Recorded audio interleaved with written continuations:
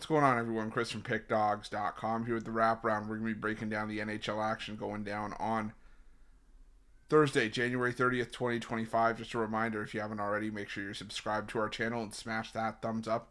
And if you're looking for my best bets, the games that I love, head to Pickdawgz.com. Click the Premium Picks tab at the top of the page. And, we're going to try to break down the NHL action today. Got a 10-game card. I'm still a little bit under the weather, still a little bit loopy, but want to make sure that I tried to get this back on track. So just bear with me. The next couple days are just going to be the worst of it. You can see I kind of missed the morning show the last couple days, but it's still going to show up and try to put you guys on some NHL winners. So let's not wait any longer. You guys know the drill. Are you ready? I'm ready.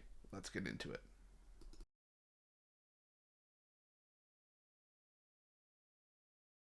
Our first game takes us to the Lenovo Center, where the Carolina Hurricanes take on the Chicago Blackhawks, and a bigger number than I'd like to lay with the Carolina Hurricanes. Just considering this is still a team that's still trying to adjust and tinker with their roster after the moves that were made closer to the trade deadline. But the Carolina Hurricanes for me are still the better team. The Chicago Blackhawks, they won a game against Tampa Bay on the road. And there's going to be a lot of games where they can provide some value. And I mean, Chicago's been fairly competitive in some of their recent outings, with a lot of one-goal games being played, including some games they won outright. But the majority of those games were played at home. And when you've seen the Chicago Blackhawks on the road this season, hasn't been pretty. Just 6 wins in 24 games on the road, a 25% win percentage. For me, the Hurricanes, like I said, are just a better team. Ever since Frederik Andersen was reinserted into the Carolina Hurricanes lineup, it seemed to give this Hurricanes goaltending group and this defense some newfound life. And I think that that's where I want to be in this one. I'm going to roll with the Carolina Hurricanes. I'm going to take the Hurricanes on the puck line. But given the price, even for the puck line here, probably not one I'm rushing to bet.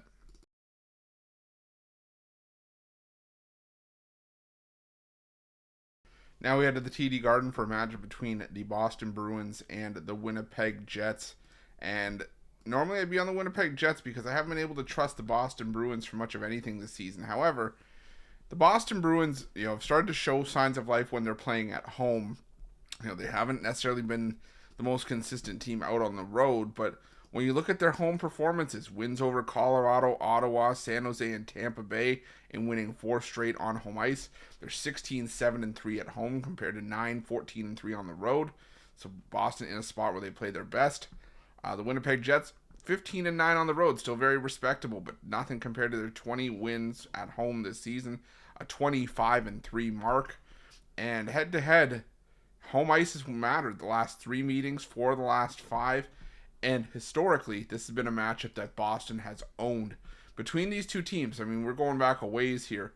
The Winnipeg Jets are just 5-23-1 in their last 29 meetings in Boston. 2-7 in the last 9 meetings overall. The home teams won 35 of the last 51 meetings between these two teams. I'm going to go with the Boston Bruins here. Take a shot on some plus money at plus 115.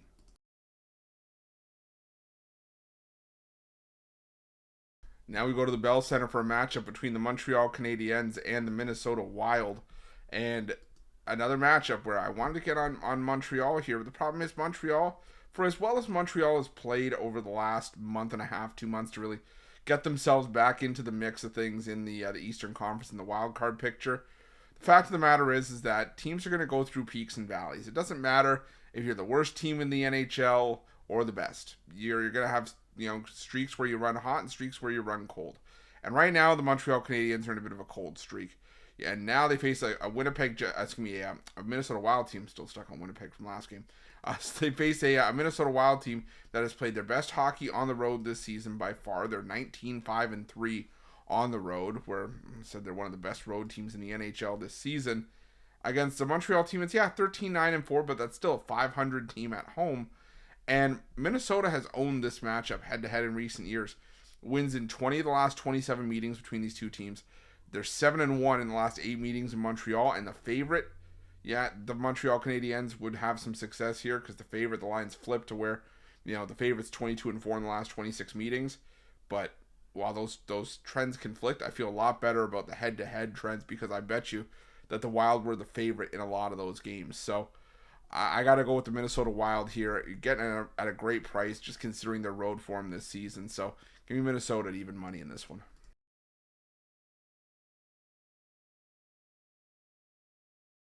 Now we head to the Amalie Arena where the Tampa Bay Lightning take on the Los Angeles Kings.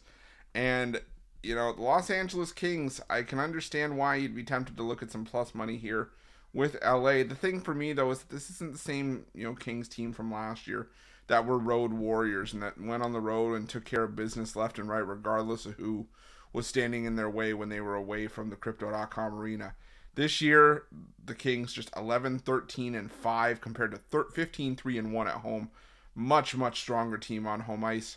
But the same can be said for the Tampa Bay Lightning, who are 15, 7, and 1 at home, 11, 13, and 2 on the road. So I think that bodes well for Tampa Bay here to sort of get back on track. They've lost 4 of 5, but I think that Tampa Bay can get back in the win column here. LA has lost 3 straight, 5 of 6, and 7 of 9. And all those losses, they've scored 2 goals or less. They've scored 2 goals or less in 6 straight and 9 of their last 10. So goal scoring an issue for the Los Angeles Kings right now. And head-to-head, the Kings have actually lost their last 8 trips to Tampa Bay. So I'm going to take the Tampa Bay Lightning in this one at minus 155 on the money line.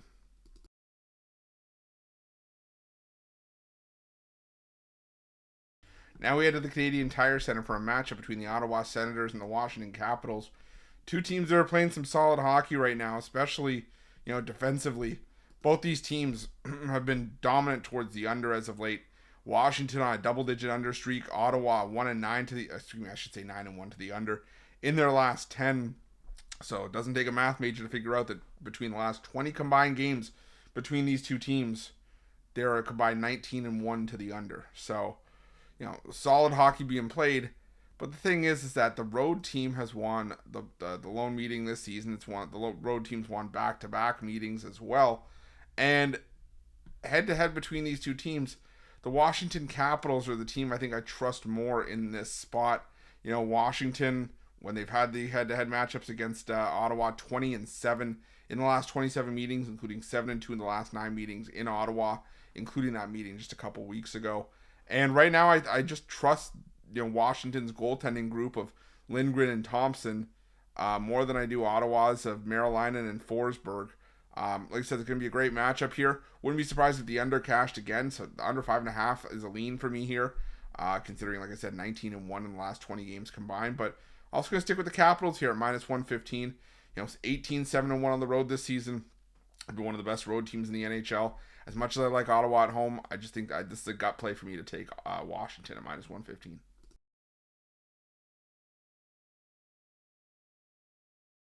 Now we're going to the Wells Fargo Center for a match between the Philadelphia Flyers and the New York Islanders. And don't look now, but the New York Islanders are actually playing some solid hockey as of late. Winners of 5 in a row. They've allowed 2 goals or less in all those games. And, while you could jump on board and say, well, all those games were at home, and that is true, they also won their last 3 road games against Utah, Vegas, and Boston. Did a good job of taking care of business there. So right now, you have an Islanders team that's won 8 of their last 10 games against a Flyers team that, has won, 6 of their last 10 as well, and the bulk of their wins recently have been coming at home. But head-to-head, this has been a bit of an Islanders own series in recent years, with the Islanders taking down the Flyers in 14 of the last 18 meetings, 5 of the last 7 meetings in Philadelphia as well. So I'm going to go with the Islanders here at minus 110. I just feel like I can trust them more in this spot.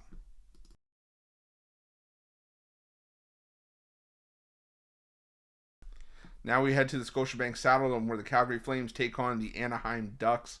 Not a game I love because I don't necessarily love this price with the Calgary Flames, but I do feel that the Calgary Flames at home are usually a team worth a look. You look at Calgary just overall this season on home ice, 15-7-3 compared to 10-11-4 on the road for the Ducks.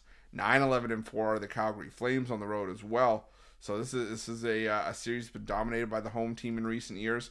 Now Anaheim has won 3 in a row, which makes it a little bit tough to go against here, and all those games are in the underdog role, and they will continue to provide some value at plus money.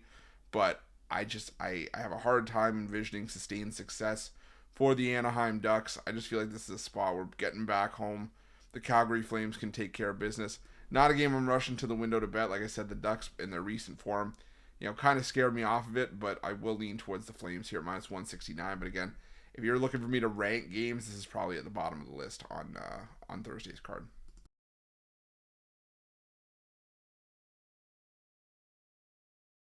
Now we go to Rogers Place for this match between the Edmonton Oilers and the Detroit Red Wings. And as much as I want to get on board with the Detroit Red Wings here, given the fact that the Red Wings have been playing some decent hockey, the fact of the matter is that Detroit, a lot of their recent success has come on home ice, where they've won 3 in a row. They held the Kings, the Lightning, and the Canadiens to 2 goals or less, and like I said, got the win in all those games. But they've also lost 3 straight on the road, where they are 9-10-3 this season. Fairly ineffective. They scored 1 goal in each of those games, and were outscored 11-3 in that 3-game losing streak as well. Now you go to Edmonton to take on an Oilers team that's been one of the best home teams in the NHL this season. 18-8-1, always a potent lineup. They've won 7 of their last 9 games, including 3 straight at home. I got to roll with the Edmonton Oilers to win this one in regulation. And if the price is still a little bit too hefty for your liking, I would put someone on the puck line here, minus 150. On the puck line around minus 110.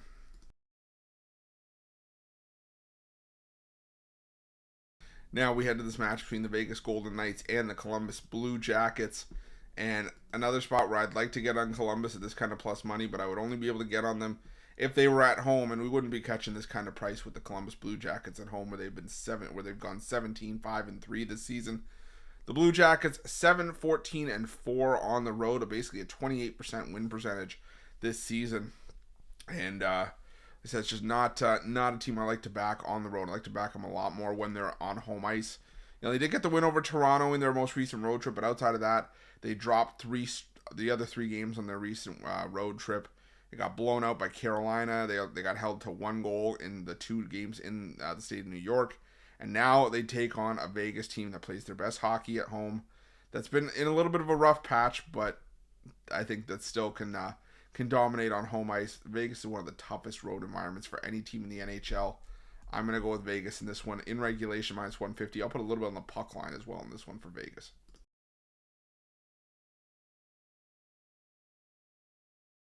And our final game on Thursday's card takes us to Climate Pledge Arena, where the Seattle Kraken take on the San Jose Sharks. And I'm just in the camp where I just don't think that the Seattle Kraken should be laying minus 205 or even a heavy price against anyone.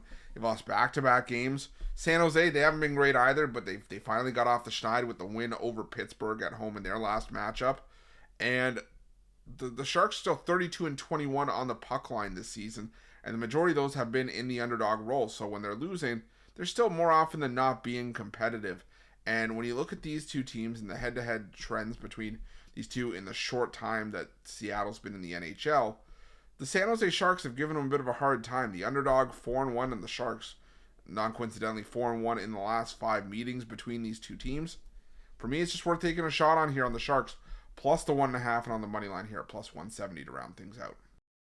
That's it. That's all the NHL action for Thursday, January 30th, 2025. Again, if you like this content, make sure you smash that thumbs up. Subscribe to our channel. Let me know your NHL picks in the comment section below. And if you're looking for my best bets, including my daily $15 best bet, make sure you head to pickdawgz.com and click the premium picks tab at the top of the page. And remember to use that promo code PICK at checkout for 15% off your purchase. Thanks so much for watching. We'll see you guys soon.